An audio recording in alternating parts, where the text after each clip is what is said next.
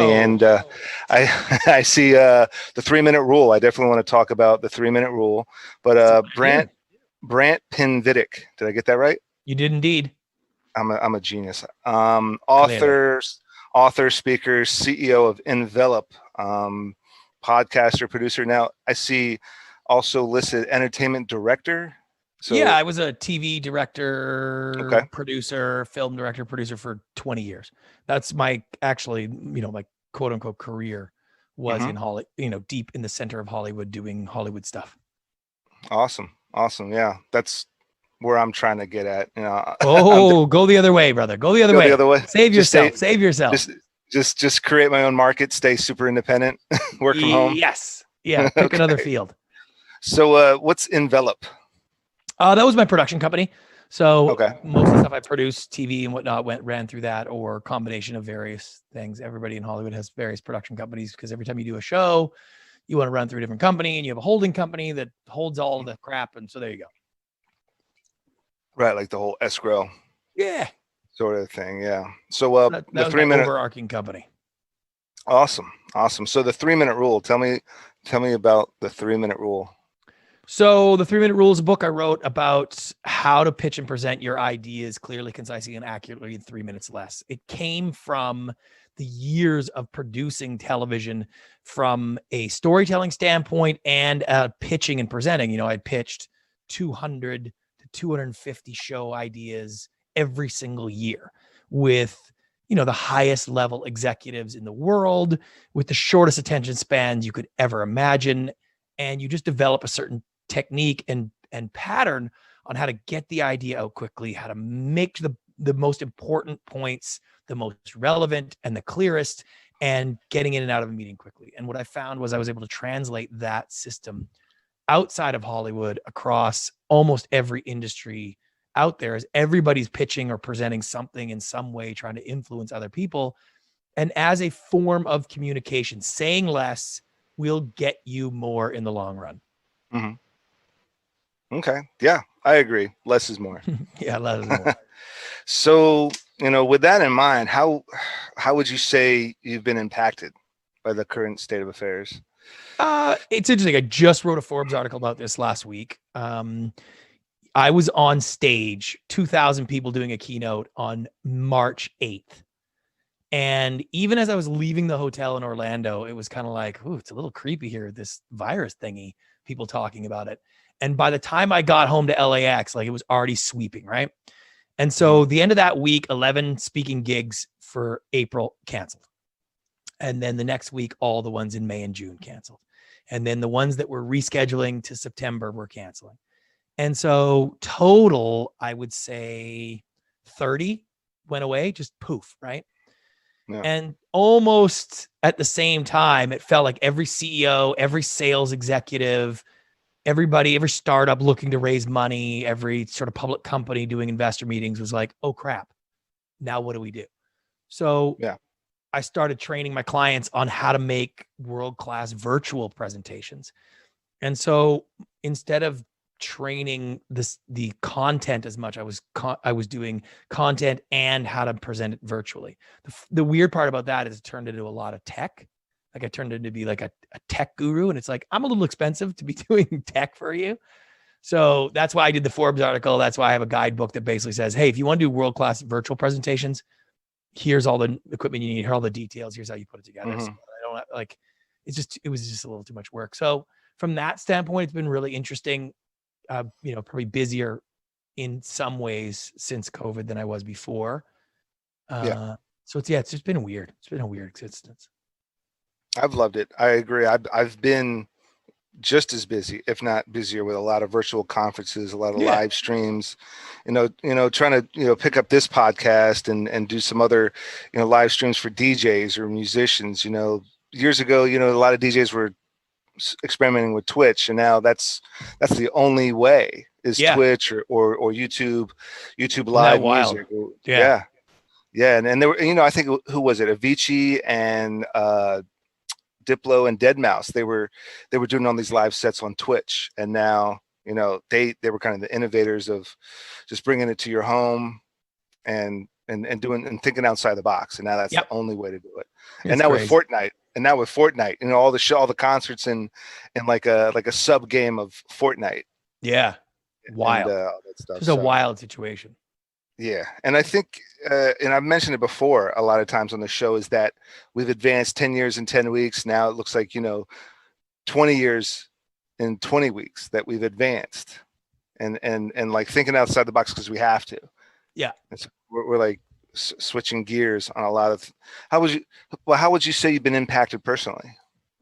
I went through a really hard time the first couple of months because I was so enraged at the sort of governmental implementation of wacky rules and ideas. And I'm not that type of person. I just don't like anybody telling me anything to do. And this science, that science, and we're going to do this. We're not wearing masks. It's just like, it was just so much that I got swept up into it. And so I found that I was spending 3 or 4 hours a day arguing and posting little comments and watching live streams of the press conferences. And I just started to realize like, oh my God, I've spent almost 2 months like whining and complaining and I'm not getting anything done. I'm wasting 4 hours a day. So I just was like, a couple months ago, I just switched gears and was like, you know what I'm going to do for the next 2 months? I'm going to learn a new skill. And every time I want to not work, which is a lot because I'm sitting outside doing whatever, I'll study this new skill and I'll figure that piece out as opposed to whining and complaining. So I've gone through an evolution. I still am a little bored and annoyed, but you know, whatever. It hasn't changed my life all that much personally, which is what really made me almost even more crazy. I stopped working in an office 2 years ago. Like I'm never going to an office again anyways. I have the most ridiculous outdoor pavilion office set up at my house here. I got acres, I got horses, I got a dedicated studio. Like I'm never going to an office again. So I don't know why I was getting upset, but so now I rejiggered what I do. Well, this is like the best office is the home office. And you're right. Do you have kids? Do you have family? I got 3 kids. Yeah. Yeah. So I'm right next to the kid and I'm right next to the wife. Yeah. So just hands-on 24/7. Yeah. What kind of new skills? I learned options trading and day trading stuff. That's like what everybody just jumped right into that. I think like month 1, you know, March and April. Yeah. So I was like, I got to do something. So. No, I don't blame you. I was doing a little bit of that, you know, like with Robinhood or Acorns or whatever, you know, it's like good stuff. Playing around. But I built a garden, you know, like I did all this stuff around the house, but then I started building a garden because, you know, me and the wife were bouncing back and forth. You know, if they're saying a year, we're thinking 2. Right. If they say 2 years, we're thinking 3, almost 4 years. You know, so build a garden and make my time minimize my time at the grocery store. I got my own, you know, at least vegetables or, you know, some few crops here and there and that kind of thing. Yeah. But anything you've been watching, like film wise, shows, anything that stands out, anything that kind of like inspired you or just kind of broke you out of that I'm stuck in this nightmare kind of mode? You know, I actually tried to get away from the entertainment stuff as much as possible, but I did, you know, I watched the Garth Brooks documentary. I watched the David Foster documentary, which was spectacular on Netflix. I did the Jordan one. So I like the documentary stuff. As a director, I like in that mode. So I did that. And then I rewatched some series from years ago that I was like so surprised. One was called Barely Famous, ironically, David Foster's daughter, on VH1. And it was like, it was so stunning how good it was. So like back then, you know, and so I like to see that. I like watching the older stuff and seeing stuff that was ahead of its time. You know, you watch The Wire, you're like, I cannot believe this was made 15 years ago. It doesn't make any sense, or however many years ago. It was a ton. So I like that kind of stuff. So I do that. I'll read, you know, that kind of thing. Yeah, I was reading The Go-Giver. A buddy of mine passed me this book. It's like a very short book. Instead of being the go-getter, the go-giver. I haven't finished it yet because I'm terrible at reading. I'm like such a quick, fast-paced. I have to like have hands on, like stopping to take a breath. Yeah, is really annoying to me. I guess. But yeah. What would you say is your next agenda? What would you say is next on your agenda as far as goals? maybe a schedule or an agenda you have for the next 6 months to even a year from now? For me, the evolution of what I was doing is, I was in television really deep. I started helping companies with their pitches and presentations. It opened my eyes to a whole world of appreciation and making a difference in people's lives that television had not been giving me. And so, like I always joke, as a guy who's one chromosome away from being a caveman, it's like somebody telling me you changed their lives or whatnot is really addictive. And so my ego is like, oh man, I love this. I want to help more people because they will tell me how smart I am. And as the book took off and kind of exploded a little bit, it opened doors to big companies and, big high level CEOs, which at the time you're like, oh man, I am so awesome. People who are really important want to be around me and hire me, which is all great. Your ego needs that. But at some point you're like, oh, right, I'm back into the same mode where it's like, I'm making zero difference in this company overall, really. I mean, it's not changing anybody's lives. The CEO gets, they hire consultants, they have coaches. It's part of the gig. I help some companies raise money. And so I got away from sort of what I really loved in the first place, startup companies, small businesses, struggling biotech companies that need to try to figure out how to explain super high level science to sort of finance oriented investors. And so I'm in the next 3 or 4 months, I'm dialing back some of the big coaching pieces I do. I'm going to try to put together an initiative for small business and startups, and maybe come up with sort of a system where I can actually work in that mode and help a few more startups and do a few more of the small business things that I do. See if I can get myself into that mode again, because I really liked that side of it. Yeah. It's just not already established bigwigs, but like, yeah, it's just, again, it's what happened to me in Hollywood. Hollywood's the same thing. Like, I loved it. It was cool. People told me how great I was. It was the first time in my life I actually was successful at something. And then after a while, you're like, okay, the IMDb page is 4 or 5 pages. I've had a bunch of credits. Like, what am I doing this for? Oh, right, money. And so every year was about bigger deals, more money, trying to close this. And then you'd sell 4 shows that year, but you projected 5 on your projection. So now you're a loser. And then you projected 4 the next year and you sold 6. So now you're celebrating. And it's like, you lose sight of what it is and you're chasing money. And after a while, it was like, well, I'm not even spending the money I'm making. Like, what am I doing this for? And I kind of got from about December till March-ish, April, I was almost in that, I put myself right back in that mode again, where it was like, oh, big company, they write big checks. You know what I mean? Like, and so I was like, oh yeah, I'm going to put that on my website. I can put their logo on there, and it's like you chase something because you want validation, financial or ego or whatever it is. And then I found myself like, wait a second, this is kind of why I got out of the day-to-day of television anyways. I don't want to be chasing things. I want to do kind of what I want to do and what I actually not believe in is not the right word, but what actually makes me enjoy the day. I'm not working for something else down the line. I'm not trying to get bigger companies so that my credibility goes up so I can get more work down the line. Like I got all that stuff. Now it's like, okay, what do I actually want to do with a day? And that's been a getting back to the basics of like, well, I want someone who really needs my help and I want to help them and be involved and see success. More of just loving what you do instead of just doing it because, you just see, well, I want a purpose to do it. I want a reason to do it that I actually like enjoy. I don't want to burn a day doing stuff I don't want to do so that I'll have something that I can spend later. It's like, I'm already there. Like I got to not do those things. It's like, I wake up every day. It's like, okay, what brings me joy today? Who do I want to work with? How do I help somebody so it's awesome? Good things happen. That's really what I'm looking for. And you keep mentioning help.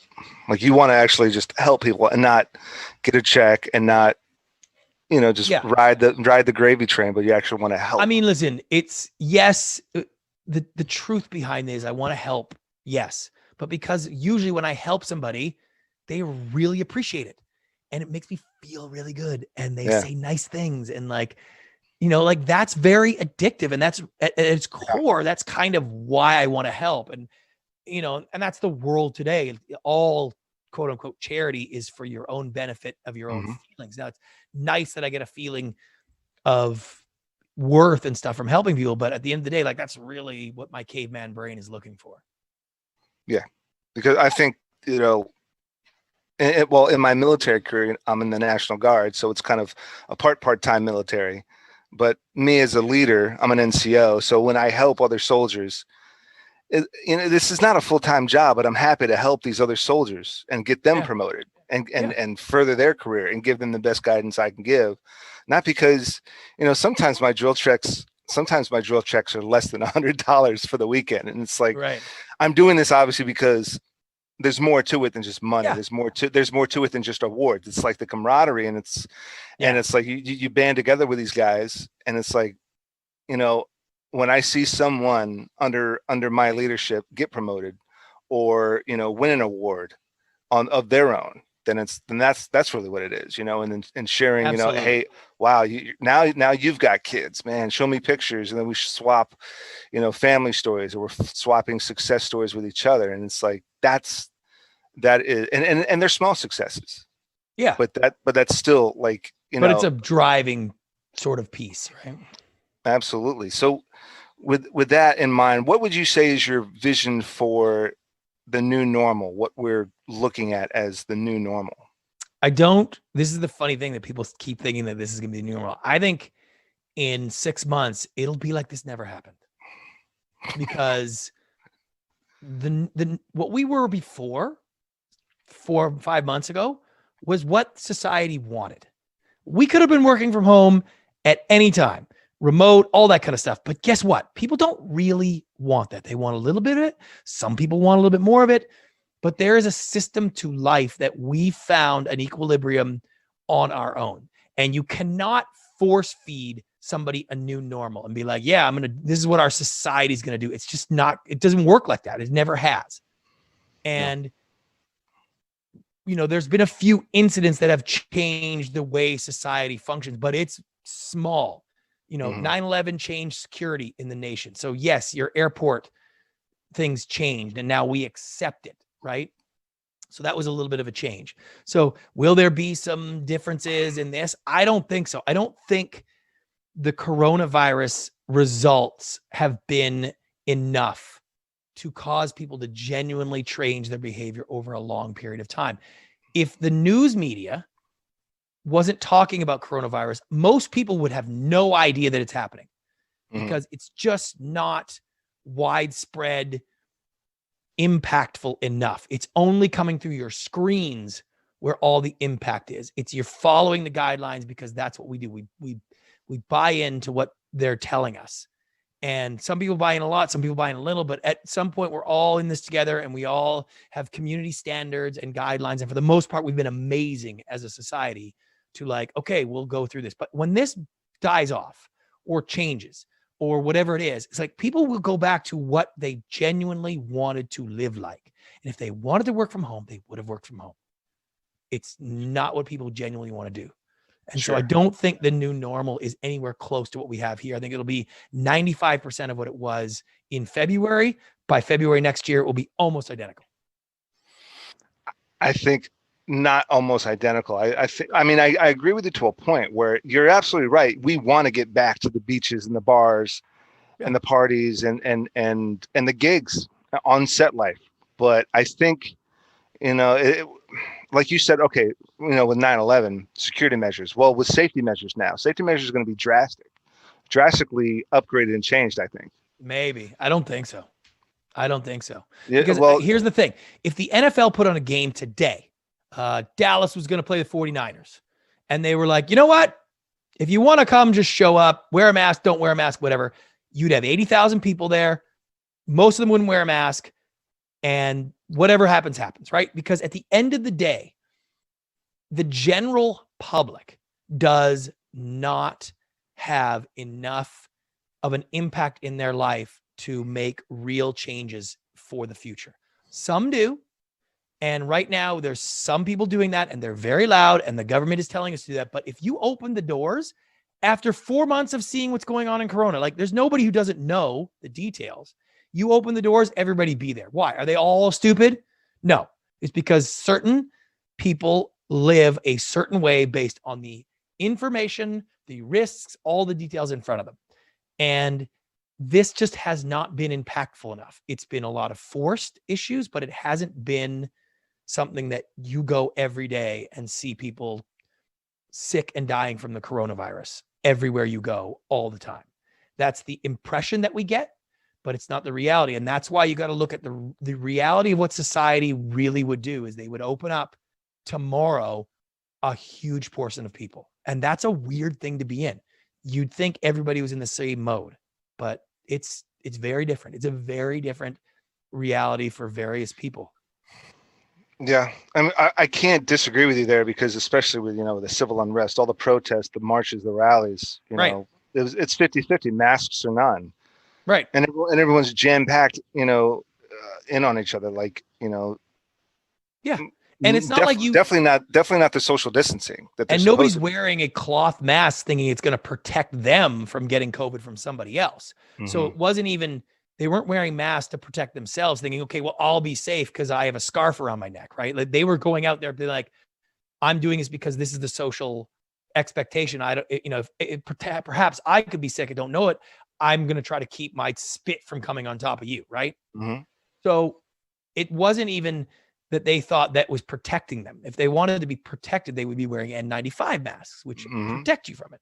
So it really was the idea that like, whatever I have on my agenda today is more important than what they're telling me about this virus.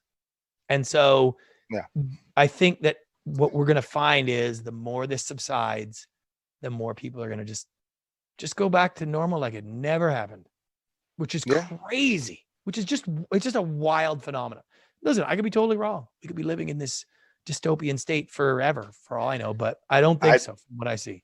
Oh, I certainly don't think it's going to be forever. But, for safety, for my safety and my family's safety, I'm kind of doing like a totally different math. And then I'm saying, I mean, I don't want to walk around with a mask. I'm sick and tired of having to put on gloves and put on a mask and hand sanitizer and Clorox wipe everything. But I'm doing it for other people as well. And, I'm looking out for more than myself in this situation. And I think you're right, where there is a lot of probably individuals that really don't have to look out for anybody else. And so if they want to go to that sports game, they're going to go to that sports game. If they want to go to that rally, they're going to do it like they did, a year ago. Well, yeah. And by the way, look anywhere. They open restaurants, they're packed. Yeah. You open anything, it's packed. And it's like, the fact is that the science and what they've been telling us does spread it, doesn't spread it, has been evolving and adjusting. And I understand it's a very difficult thing to get, but not everybody views all of the information and comes to the same conclusion. And so you just got to accept that this is the way this country is that people live different versions of their lives and they do things differently. And it's surprising that with the hysteria the media has been forcing out there. I mean, running a death toll every day, all day, every time you turn the TV, you would think that if you opened restaurants, no one would show up ever. So, and you can't say it's just stupid people show up at the restaurants. It's just not like that. That's just the reality of where people are. And again, protests going on, that's millions of people that were out in the streets. Mm-hmm. So you just needed a better reason. The virus didn't change. So now, and I find that it's an interesting sort of situation now that you got okay, so we went out in the streets and then we didn't, and now we can't, we do, we want, when do we do it? When do we don't? Who decides it's good? What cause is good enough? What cause isn't good enough? It's just a strange thing, And the government chasing their tail, just trying to figure out what to do and what people will follow is kind of silly. Yeah. Well, I mean, the old saying, to each his own. I mean, someone's going to rally, or march or protest with or without a mask because that's what they want to do. Some others won't. And, because I'm in the National Guard, I had to be out there, blocking streets and making sure blocking vehicle traffic so pedestrians weren't getting run over. And I got to wear a mask because doing the guard thing was important to me, but I did it safely. And obviously, my job, the military or what have you, they're enforcing the masks, and they're Yeah. enforcing the hand sanity and the cleansing and whatever you call it, but all the cleaning of everything and all that sort of deal, and then the quarantine afterward. There's got to be a Right. quarantine period for all of us. But it is what it is, because the military is holding this, and each soldier wants to uphold his obligation, because that's important to them. And Well, it's also a risk reward. That's the thing. Like, yeah, I don't really go out because there isn't really anything great to go do. So why would I risk anything? Like, it's a risk reward. And for the military, it's kind of like, why would we risk our people?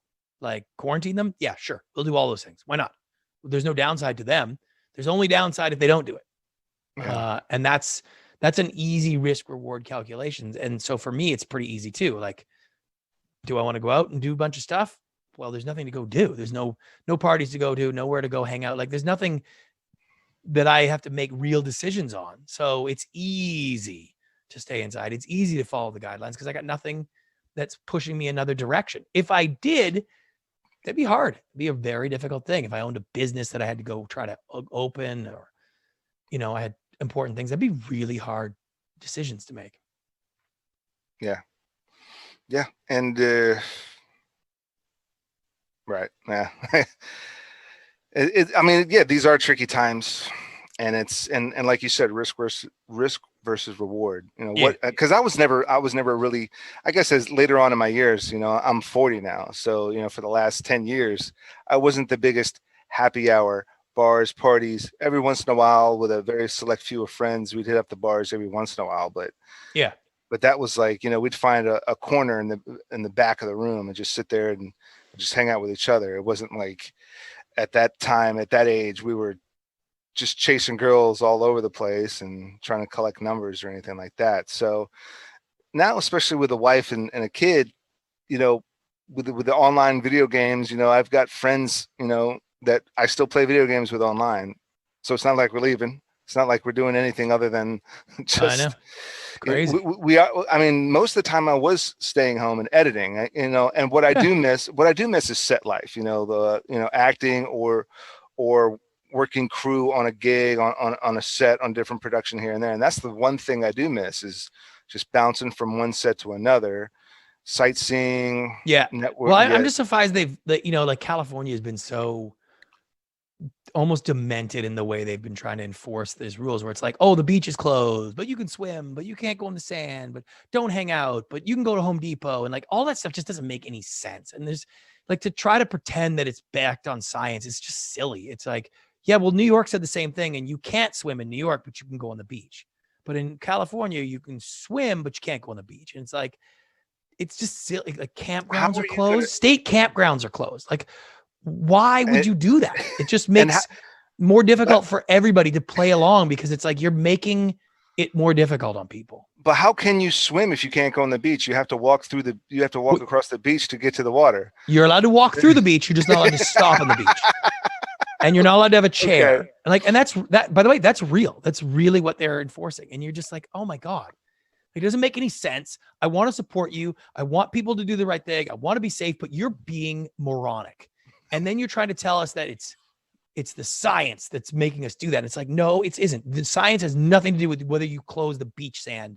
And the fact that you're trying to tell us now makes us doubt everything else. And that becomes problematic. And that's why you see people with these big swings of, do they support this? Do they not support this? And it's because you're not reasonable about it. Closing beaches and campgrounds and outdoor parks is just not viable. It's just it was bad policy. And you have New York leave the subways open the entire time and closes parks. And it's like, oh, that's just not smart. Right. I see what you're saying, where it's kind of opposite, where if you're outside, you can social distance, but if you're on a subway, you can't. Right.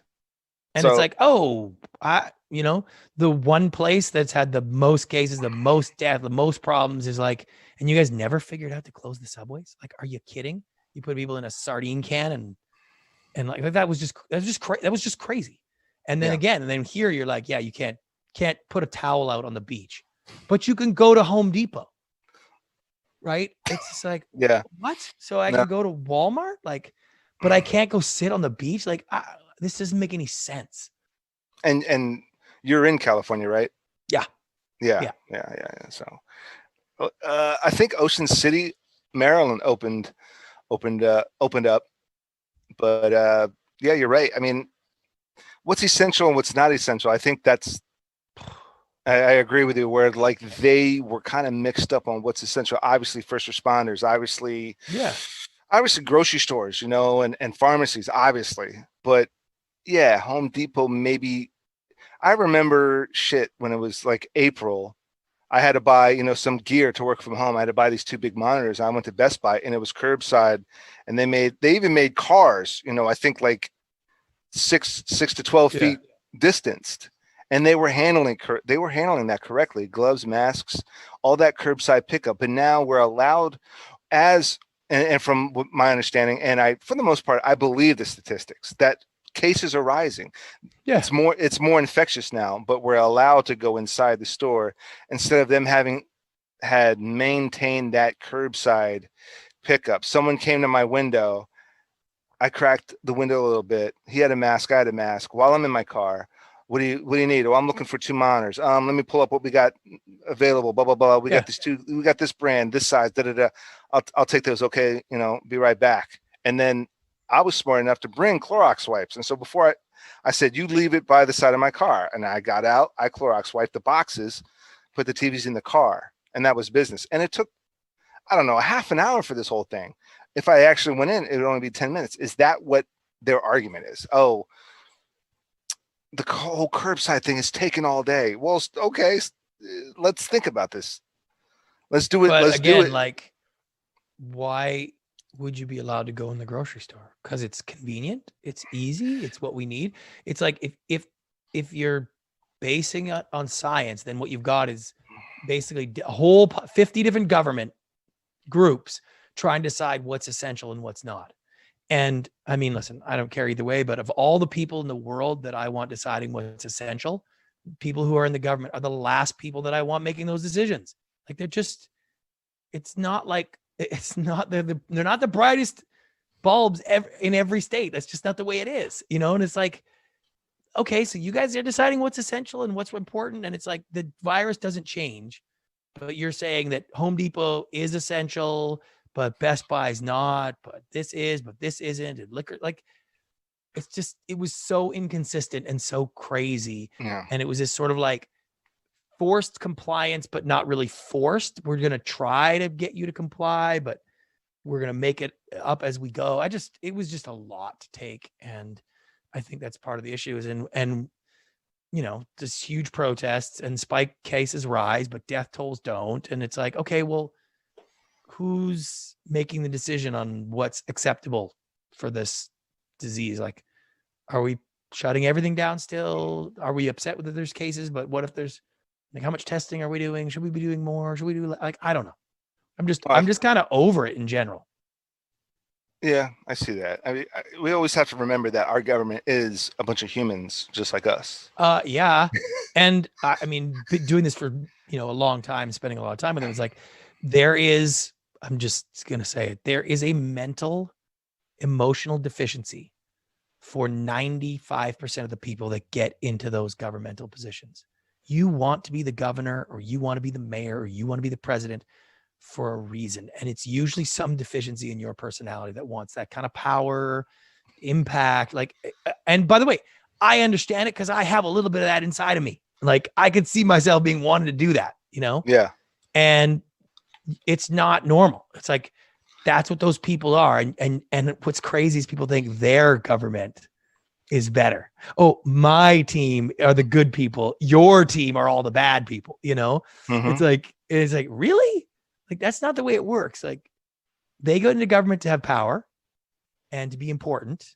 And those people go in there as well. They have different ways of getting it, but neither side care about any of the issues. They just care about making themselves important and getting themselves elected. They care about it, right? So they care about getting those votes and staying in office and staying in office and staying in office and getting that and getting that office, getting, getting that plaque and that notoriety and trying to break a record or something. I mean, yeah, I get it. The same thing. Why I joined the military. I joined because I wanted to serve. I wanted to travel. I wanted to do something different and cool. It was kind of like the reason, maybe the same reason why we got into film is that we wanted to make films. We loved films. We wanted to get into it. And so the same reason with the National Guard, I wanted to do something extraordinary and different. Maybe that's how it started with some of these people, or maybe it's just like, hey, look, my family's rich because my dad was a politician. My uncle was a politician. My older brothers are politicians. What else am I going to do? I see what kind of power and money and prestige and perks and benefits and all this other bullshit that they're getting. Let me get that instead of doing something different and something that I want to do. Right. Yeah, I get it. That makes sense. So that's a lot of cops. And I don't, be wary about really delving into the whole, cop thing right now, but I do know a number of cops, and just about every cop I know wanted to become a cop because they wanted to be a hero. They had a hero complex. Yes. And nobody wants to be a bad guy. I don't think people like grow up and be like, I want to be Lex Luthor. I want to be evil. Everybody has a hero complex. Everybody wants to change the world. They get into it. And then, just through happenstance, just through, natural progression or evolution within that person, it just gets worse and worse. Or something gets poisoned. There's some sort of small little micro cancer that they don't realize is growing, and it turns into the cop that did this, or the cop that did that, or the guy that did 20, 30, 40 years and is bitter at life. And it's like, God bless you, man, you chose that. But it's like, why are we becoming a cop? Is it because we truly want to be involved with the community and reach out to people? Yeah. Or is it a fucking hero complex? I think it's a mix of all of that. Yeah. That's what makes your personality, and the mix of personality that sends people to try to be the governor is, that's a different personality. It's just requires something, Same thing with running for president. Like, you run for president, you are like a narcissist, an egomaniac narcissist. End of story. That's just the fact. Yeah. And whether it's a Democrat or Republican, like, you really think that's a different person? They're the same people. They're not. It's like, it's the same thing. It's just that they're egomaniacs. Do you vote? I'm Canadian. So. Oh, okay. So no. Well, no wonder. I was wondering, like, okay, that explains a lot. Yeah. But I did so much work in the lobbying industry and did shows on that. So I have a very intimate knowledge of how the governmental system works in Washington. Well, no, you raise a great point. Like a narcissist, the person that wants to be a president, wants to be up there on that platform, all eyes on me. Yeah. On purpose. Tupac, like Tupac's lyric was all eyes on me because you hate me. But this person wants all eyes on me, wants that applause, wants the banner. And listen, sometimes it's good. In a competitive athletic situation, there are certain players that want the ball for the last shot. They want it. And whether that's, and like, sometimes that's good because then those players that and you can name them from Kobe to Jordan to LeBron, like, they're not normal. They're not normal personalities. Yeah. Okay. They are driven at a level even beyond the other professionals. And so when you talk about the great ones like that always want the ball at the last moment, it's because they have developed a personality that needs that. And that need for that has driven them to practice harder, develop skills longer, to put in more work, blah, blah, blah, whatever it is. But that makes them at that level. And I'm sorry, but if you're running for president of the United States, that's you. You're like, I can come in and fix this. I'm the smartest in the room. Like, I will do it. And I want to be there. And it doesn't matter if you're Trump or Obama. It's the same personality, just different. You just picked a side. You just picked a side. That's all it was. That was a small little minute thing. Yeah. On the job application, left or right. Right. And people know Trump could have gone left or right. If he thought he could win as a Democrat, he would have run as a Democrat. Yeah. He doesn't care. And that's kind of the irony of it, is like, he wants to be the hero and to be great. And it doesn't matter. He just, that's what he wants. And in his mind, it's like, he wants America to be great again and everybody to celebrate him and have a parade for him. And so like, he may not go about it the way you agree with, but Obama was the exact same. And he may not have gone about it the way you agree with it. At the end of the day, those guys want to be celebrated. They want to be important. They want to have statues made about them. It's just the way you have statue about them.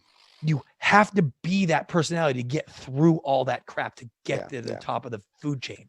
And that's why you have great, amazing men and women throughout history who wouldn't have touched that job with a 10-foot pole. Right. Because they're like, that is nowhere near what I want to do. They create companies, they build enterprises, they run charities, they do all of these other things. And they wouldn't go near politics with anything in their life. And it's because there's just one thing that Yeah. It's a deep, dark hole that you could end up in. Very deep, very dark hole that you could end up in. And I'm glad we're talking about this, because for years I was wondering, I was contemplating, why am I getting into filmmaking? You hear shit when the Me Too thing popped off, and like the Harvey Weinsteins out there. Why did they get into this business? Was it to take advantage of actresses? No. The Corey Haim or the Corey Feldman perpetrator. Why did that person get into this business? Was it just to make money and then have power and have control over women or over young boys? I mean, listen, you have that built into your personality, and eventually you find something in life that allows you to fulfill those needs, right? And that, like, for me, I grew up in Canada 30 years, first 30 years of my life. And like, I could not find success and could not find what I was supposed to be doing. And so as a personality, I just never fit. And then when I moved to Los Angeles, it was like magic. It was like, this is where I was always meant to be. This is what I was always meant to be doing. And so it allowed me to fulfill the sort of the dreams, but more like the aspirations that I had for life. I could be the father I wanted to, the husband I wanted to, the friend I wanted to. I could be professional. I could do all the things I wanted to do because of my personality, and I could get the things I wanted. I wanted to feel successful. I wanted to feel important. I wanted to make a difference in things. I wanted people to tell me how pretty I was. Like, this is part of my ego, and my narcissism needs this. And success fed that really well. So once you get a little taste of that, that's all I wanted to do. So I worked really hard, and I studied, and I developed, and I went crazy, and I found success because success made me happy and made me feel fulfilled. And then eventually that success, it's like, oh yeah, I've already had a show on the air. So having another show on the air doesn't have the same rush. Now I need two. Oh, I've had two. Now I need a series. I've had that. You know, like you run out of targets that fill that need. And so that's where I got to, where I was like, what am I doing this for? Oh, right. I'm just doing it for money. And then after a while, it's like, well, now it's not enough money anymore. At some point, exactly. Why are you doing this? Are you doing it because you love these shows? Do you love putting this content out there? Do you love telling these stories? No. Yeah. No. And you get to the point where it's like, well, this isn't private jet money. So what's next? Like, there's a huge gap, right? Of lifestyle, and you jump from what you can afford and what you have. And at a certain point, it's like, well, you know what? All cars have power window and air conditioning and power brakes, and they all look pretty good. Like, so my fancy Mercedes and a Kia are not as far as they used to be 30 years ago, right? Like, so, okay, I got a fancy car, and like, I got a sports car, and I have a pretty big house. And so it's like, well, what's next? Like, get a bigger house? Like, well, they still have X number of rooms, and you run out of things. And it's like, okay, so unless you're going to go to the next level, which is like, now you're flying on jets and multiple, it's like, well, that's so far away from where I am financially. It's like, well, I don't even know if I could get there, even if I did put another 15 years of grind in. But even if I did, like, okay, so it takes me 12 and a half years, and then I buy a jet. It's like, well, like, am I going to sacrifice that now? Like, no. So I got to the point where it's like, well, okay, so what am I doing? Like, now the money doesn't even have a real impact in my life. It's not changing anything from a day to day, because, well, how many TVs can you have? The TV costs $500 now. So it's like, okay, well, I don't have any more wall space for TVs. And it's just like, you get to the point where it's like, everything's the same stuff now. And that's really where that drove me a different direction. Was like, well, maybe I should try to figure out something else. For years, and it's funny bringing that up. For years, I always deprived myself of the big 60-inch HD TV that I couldn't afford. Right. Because first off, I don't need it. I've got the small square. You remember the big square fat 4x3 TVs with the RCA jack and the coaxial, and it still worked. And I could play my DVD on it. I could play my PS4. I could play my Xbox or whatever on that device, my cable box. And then things went streaming. At some point, I didn't have any TVs at all, and I was watching, streaming on my Mac, which was also my edit suite, which was also my writing suite. And then I got a laptop, and there's no point in getting a TV. And now, like you said, I got smart TVs, in each room now, because we have guests and we got a kid. At $100 a pop, and they're smart TVs. The apps are on the TV, right? And it's like 150. So as I deprive myself, now I think I live in a mansion. I think I live in like a smart house from the year 2020, 2100 or something like that. It's a futuristic house because of what I deprived myself. And I think that, like you mentioned, there's this discipline. What you're talking about is, I think, a form of discipline and a form of self-evaluation, to where I don't need this, and I'm more successful, or just as successful, because I have an idea of what I need and what I want to do and why I want to do it, as opposed to getting into shit I don't really care about and making way more money, maybe, sure. And I always say on this show that I think I'm richer than a lot of other people because of quality of life and the enjoyment of what I do. It all boils down to that at some point.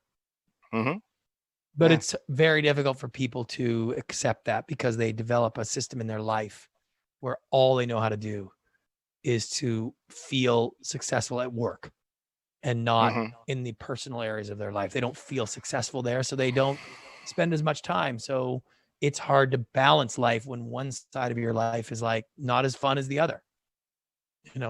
That's why Warren Buffett goes to work every day, all day, because that's the only place he finds joy. He doesn't find joy at home. He doesn't find joy in a car. He doesn't find joy in any of those things. Only finds joy in an office, working, studying stock, making deals. Maybe you want that for your life. I don't know. It's hard. And I have this thing where I do on stage where I talk to people when I'm doing one of my lifestyle seminars. If you could go back and start last year, live 2019 over again as Warren Buffett, but you had to live his 2019, meaning you're just in his body, watching, experiencing it, doing all the things he does. You can't do things different. You can't go spend different money. You just do exactly what he did every day for 2019. Or you could come live my life for 2019. It's like, you'd think, in theory, with super billionaire, you'd want to do that, except for if you looked at his day to day, what he does every day, what he eats, where he's been, where he went, when he traveled, nobody would choose that. You'd be like, well, I don't want to do that. That's every day the same thing in that car, in that little house. And you know what I mean? Like, oh, we got to fly a private jet to one meeting here. Like, whereas other people are like, I swam with great white sharks this year. I off-road. Like, you know what I mean? Like, if you look at just the year, the activities, does it matter that that guy's worth $1 billion and I'm not? Like, if you're just taking a year, the reason why you'd want to be Warren Buffett is because your brain says, if I was him, I'd have all that money and I'd go do all this fun stuff and have a great life. It's like, how many of those guys do you know doing that? It's like, it's more likely if you got $1 billion, you'd be him than it is you'd be me. Right. And that's the problem. But flying a private jet to a board meeting. Yeah. I mean, how do you spell that? Is that BORED? Yeah, exactly. Right. Yeah. So anyway, no, great point, because, I take gigs that take me to New Orleans for 5 days. I mean, it's not the biggest day rate, right? But the gig takes me to New Orleans, all expenses paid, which is kind of cool. And then you look at my work schedule. It's like 4 hours on site, working the gig, and then it's like, have at it, and walk around New Orleans. And I was never I had never been in New Orleans before. Yeah. And speaking of Canada, unfortunately with the COVID though, I lost out on a gig to Montreal with the same company. You know, it's a decent day rate, and you know it pays the bills. But I would have gone to Montreal for 7 days, Yeah. all expenses paid, and then I've never been to. That I would've don't been even think fun. I've ever. Yeah, and I don't think I've ever been to Canada, to be honest with you. So There you go. I would have loved to gone, but you know, it's like picking those gigs. Yeah. And and picking those shows and those sets where, you know, I'll say it now. There were a couple of years ago, I was a second AD on a super independent film for 125 a day for 2 weeks, but he was in Gettysburg, and I don't think I'd been in Gettysburg since, you know, high school or something. So now I'm on my own, and I'm driving around. I'm like doing things on my own and working with people I have worked with before, and a bunch of people I haven't, and meeting all these. There's a bunch of people from Norway and Sweden that were somehow contracted on this film, but you know, just I hadn't been to Gettysburg as an adult. All expenses paid again, you know, hotel and food on set and all that stuff, and the catering on set. And it's just walking around Gettysburg and checking out this town and some neighboring towns. Very cool. All right. Well, this has been fun. Yeah. We should do this again. Absolutely. Well, close out before I let you go. What's one last point you'd like to put out there to our viewers? In today's world, attention span is so short. It is so difficult to get people to pay attention. Yeah. The best weapon you have against that is clear, concise information.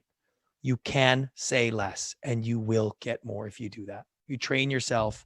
It's not about what you want to say. It's about what needs to be said. Yeah. Probably my biggest piece of advice. Awesome.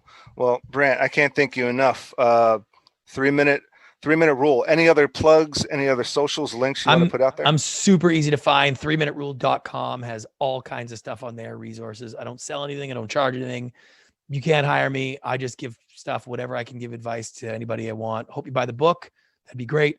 And I'm easy to follow at BrantPinvidic.com and in any of the socials at Brant Pinvidic. Well, you heard it here. Like, subscribe, share, comment, and check out 3-Minute Rule. Check out Brant Pinvidic. And thanks for watching, and ring the bell for notifications, and check us out next time. All right.